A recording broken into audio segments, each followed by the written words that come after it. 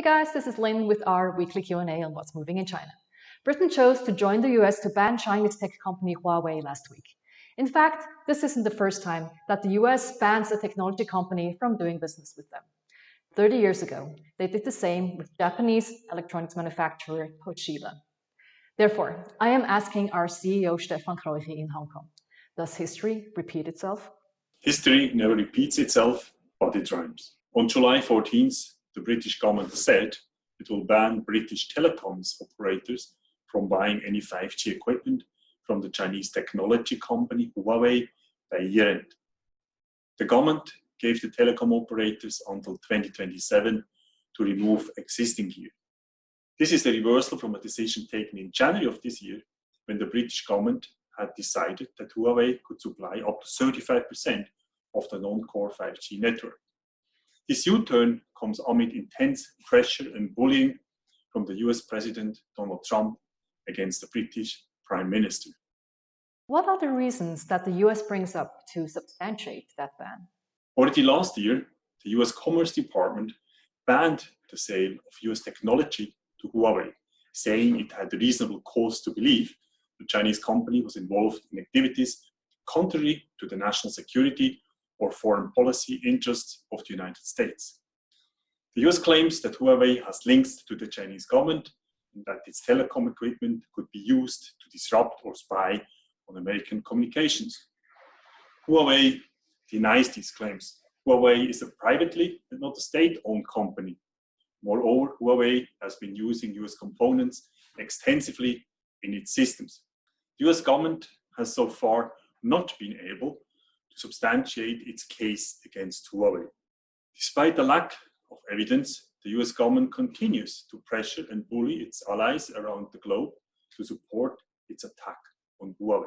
This isn't the first time the US tries to exclude a foreign tech firm from accessing its markets. What was the story behind Japan's Toshiba? Looking back 30 years, the attack of the US government on the Japanese technology company Toshiba shows striking similarities to what the Americans are doing against Huawei today.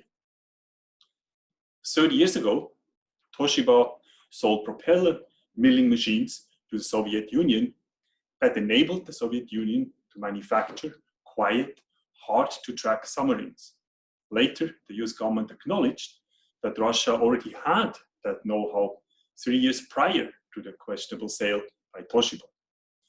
Unfortunately, by that time, irreversible damage had been done to Toshiba Group. The United States government had imposed severe penalties on Toshiba Group, and not only on the subsidiary that had violated the restrictions. The sanctions included requests to arrest and imprison senior Toshiba executives. Moreover, Toshiba, among other things, was forced to close its factory in America and was fined with 1 trillion Japanese yen. Toshiba was furthermore ordered to share its technology with American companies. What are, in your opinion, the true motives behind the US attacks on foreign tech firms? In hindsight, it is clear that the US attack on Toshiba Group was not primarily because it sold equipment to the Soviet Union, but because it affected US interests. The United States suddenly realized that the Japanese semiconductor industry, represented by Toshiba Group, was a serious threat to the economic interests of the United States. From the Toshiba experience, it becomes clear that the United States does not allow its technological hegemony, nor any other business for that matter, to be challenged. One could add many other examples here, from French Alstom to Airbus and the Swiss banks. America seems to support the free market rules only if its own interests are not at stake. How well can the US compete with China when it comes to 5G technology, and what are the implications for European players? In terms of 5G technology, the US is lagging China. Mr. Trump called 5G a race America must win. Therefore, the United States wants to prevent 5G technology from being adopted too quickly. In order to defend its position, the United States are on a mission to cut Huawei out of the race. The Europeans would be better served by not letting themselves be bullied like the British into banning Huawei and keep their digital sovereignty and pick the best provider. If the Europeans follow the British, then consumers on the continent will have to wait until the US companies or its allies have caught up with the 5G leader Huawei in order to enjoy the benefits of 5G and buy affordable gadgets. And this will not be for a long time, given the advantage of Huawei today.